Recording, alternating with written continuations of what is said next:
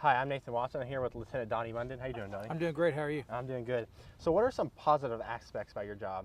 The positive aspects for law enforcement in general is just helping people. Unfortunately, we are forced to sometimes help people that don't want our help. Sometimes people do want our help, and people get into law enforcement just because of the fact that they want to, keep their community safe and help people. So that's the biggest thing. Is being a police officer everything you thought of it? What was it going to be? Yes, it is. I've been a police officer for more than 25 years now, so a lot's changed in 25 years, technology-wise, and but it's a great profession. It's not a profession that you get into to get rich and famous, but it does have some satisfaction of knowing that you're keeping your community safe and making your community a better place to live. Yeah. Do you feel like you're making a difference in the county, Hancock County? I try to, and I think our whole agency strives to do that every day. And you look next door to Hancock County and Marion County, and you see some of the issues they face on the news every morning. And luckily it hasn't rolled out our way. And we do strive to continue to make sure we do the best thing we can, or the best service we can provide for the citizens of Hancock County. If someone was wanting to do law enforcement, what is some advice you'd give them you deal with on a regular basis? Well, one of the things I would suggest as far as young adults, if you're in high school and interested, is to join the Law Enforcement Explorer program, and that would give you some exposure to some of the day-to-day operations and some of the things that law enforcement officers deal with, and actually get to attend some of the same trainings that law enforcement officers get to attend. So it would kind of give them an idea if it's something they're really serious about or whether they need to choose another profession. Sometimes is it hard to deal with the negativity towards the police officers?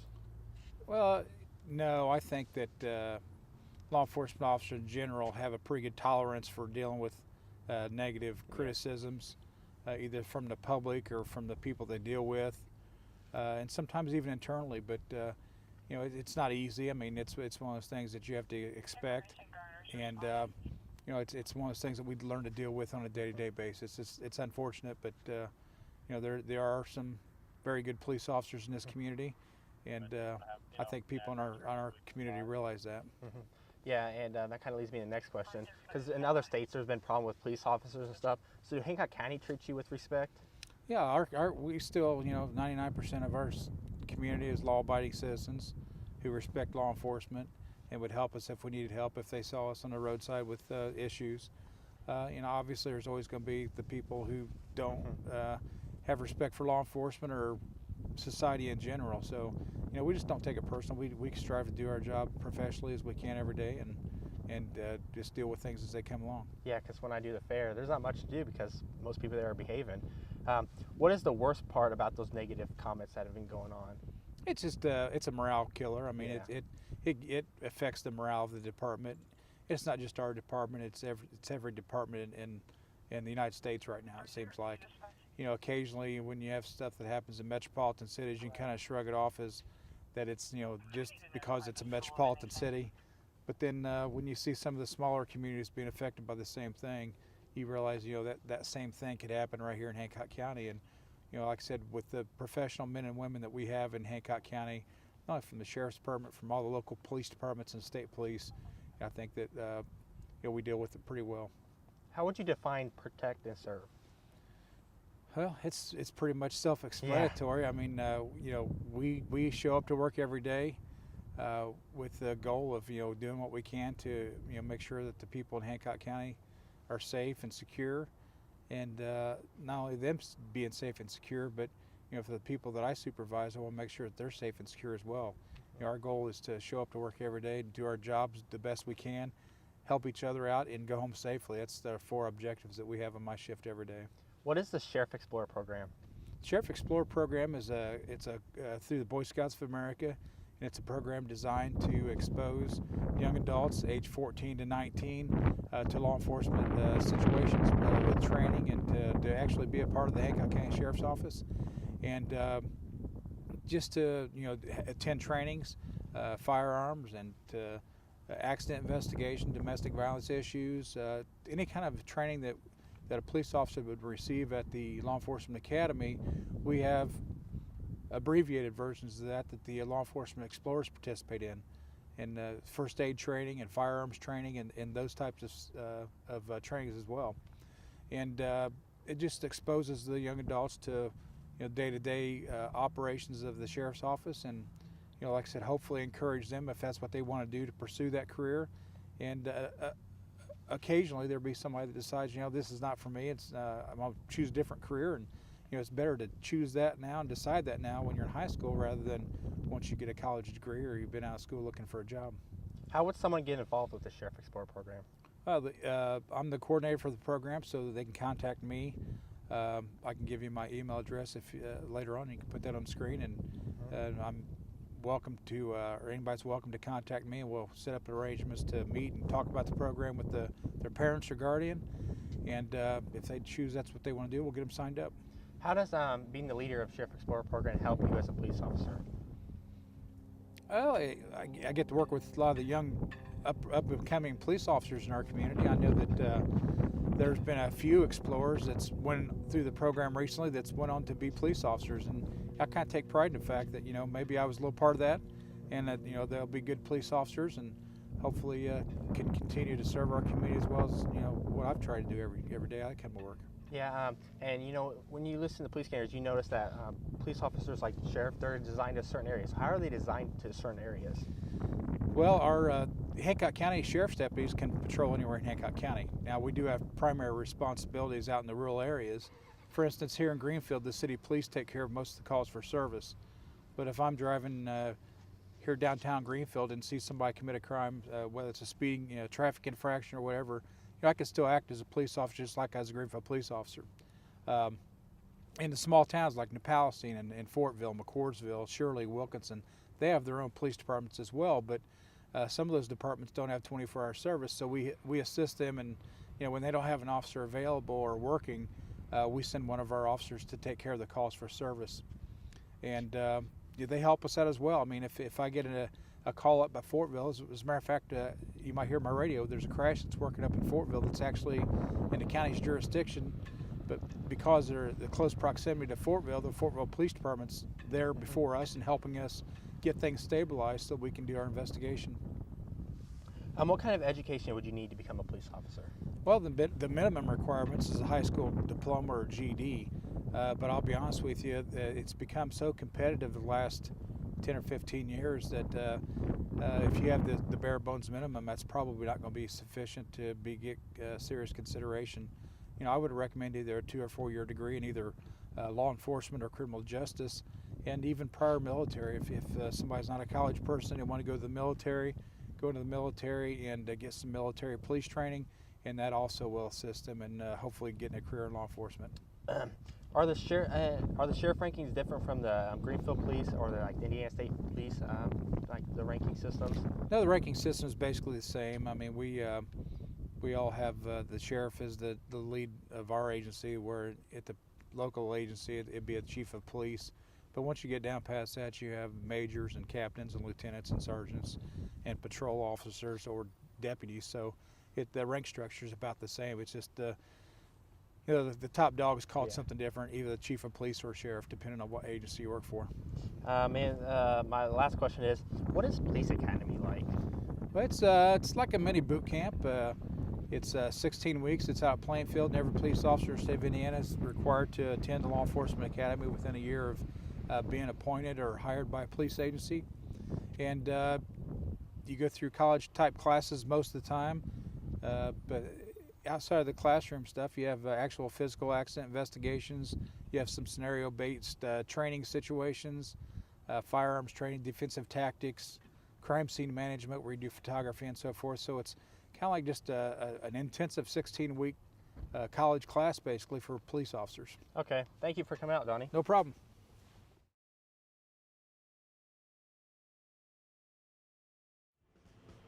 Hi, I'm Cole Disser. I'm here today with Mr. McCain. How you doing, Mr. McCain? Hey, dude. So what is the FFA? The FFA is a youth group, primarily a high school age. It's across the United States. They actually have Future Farmers of Japan. They have Future Farmers of Korea. But we're here basically to talk about we used to call it the Future Farmers of America, but due to the bad connotation of the word farmer, they discontinued calling it the Future Farmers of Agriculture, and now it's just the FFA, kind of like an acronym, but not really. But it's a youth group that deals with agriculture, leadership, and all kinds of different skill contests. Okay. So what is the history of the GCFFA? Way back when, 50 years ago, every township had a high school, and then they decided to consolidate and make things bigger and better, because we know that's how it always works. And so Maxwell, Eden, and Greenfield went together, and that's why we have Greenfield-Central Community School Corporation. And so they went from 2 or 3 FFA programs to 1 FFA program. And they built a new school here in Greenfield during the 1969 time frame. And so their new FFA chapter would have started in about 1970. Okay, so what does FFA mean to you personally? Personally, it means opportunities for students. I brought a couple of magazines for show and tell. This is called the FFA New Horizon. Every other month we have magazines that come out and have all kinds of profiles, and it talks about the opportunities there are. This is a young man on the cover page that he earned his state FFA degree by learning to shoe horses, because he's from out west and went to the rodeos, and actually paid his way through college shoeing horses. So there are lots of opportunities for FFA members in a vast array of interests. Everything from natural resources and Ducks Unlimited, to working at a veterinarian, to having all the animal projects and raising animals, to working in agribusiness. Lots of opportunities. Okay. So how has FFA made a difference in your life? Gave me a job. This is my 41st year of teaching ag. I always thought I would just teach for a few years and then go to work in some agribusiness and make my $1 million that way. But every time I was ready to change, my wife would switch jobs, and so I was the main breadwinner. I had to bring the bacon home. Mm-hmm. So I just stayed with teaching. I like the kids. I like the opportunities. I don't really like the paperwork at school. I get tired of grading papers. But we have a good time. We have some fun. We learn a lot. We go places. We do a lot of different things. So have you ever had any American degree recipients? We've had several American degree recipients. When I first started, it was very difficult. Indiana only got about 10 to 15 degrees, American degrees a year. But then they changed the percentages. They didn't really change it, they just made it more available. And so Indiana got to the point where they were having 100 American degrees. So probably starting in the late 1990s, we started with Justin Holmes. He got his American degree. Holly Shore, who's now working as an ag teacher, got her American degree. Tara Fair, Jordan Conley, they all got their American degrees. So I think I've had like 6 American degree winners. Hopefully the group of seniors that just graduated, there'd be a couple of those to get their American degree. It's the highest degree that you can earn in FFA. Really? Only a small percentage of members get it. Okay. So out of all of your years being with the GCFFA, what has been your favorite moment? Mostly traveling with the kids. I've been to Washington, D.C. with kids. I've been to Kansas City, Louisville, and Indianapolis for different national conventions. I've been to football games at Arrowhead Stadium to see the Chiefs play. We've been to car assembly plants in Kansas City and Louisville. We've just been a lot of fun places that the kids have able to learn about. I've taken the kids to John Deere in Waterloo, Iowa, and Moline, Illinois to tour John Deere assembly plants. So those have been the memorable trips, I guess. So how do you think that the FFA benefits the youth? It gives them something else to do if they're not in athletics, if they're not in drama, if they're not an academic person that wants to be on the academic team. It gives them an idea, a place to use skills they learn in the classroom. They talk about it, it's a three-circle deal for FFA. You learn in the classroom, you earn at various jobs, and you compete and with an SAE project. So there's lots of things to do with that. So what made you want to be an ag teacher and FFA advisor? I was going to be an electronics engineer when I was in high school, but like a lot of you, my math skills were not there. I was always involved in 4-H. I was a 10-year 4-H member back in the day. And I was actually became the 4-H leader while I was in college. Got paid to be the 4-H leader. And so through that, I became interested in ag ed. I had a family member that was an ag teacher, and we talked and visited, and it looked like a good place for me to use my ag knowledge, plus help kids learn about stuff. Okay. So what advice would you give to anyone who wants to join the FFA? First of all, you have to have a tractor, right? Right. You have to have a tractor to be an FFA? No. No. Makes a good prop, though, doesn't it? So if they want to be involved, they just have to have some time. You have to have an interest. You could come from a city or a suburban area and still learn a lot about agriculture. You want to be around people. You want to demonstrate your skills. You're willing to study, to compete, like Cole was just in the forestry contest. Which tree seed looks like a nut, Cole? Hickory. Wow. I'll give you a hint, it's from Ohio. Buckeye. The Buckeye. Cole was supposed to learn all about trees. How many square foot in an acre, Cole? We learned that in forestry. 44,000. 43,560. How many feet in a chain? 66. Very good. They used to measure land using chains. We can't imagine how they ever surveyed Indiana without GPS, can we? No. So, I forgot your original question, but whatever. So when you look back on your career in education, do you feel you've made a difference in the lives of students?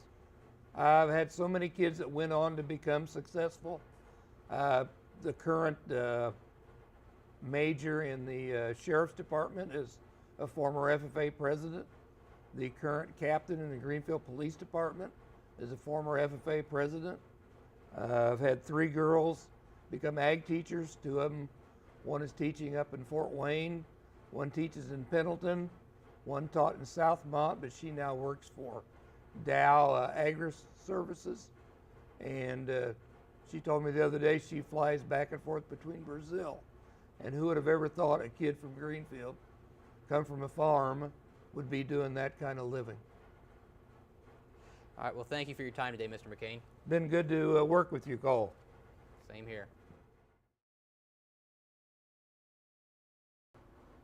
So thank you for interviewing me. Cut!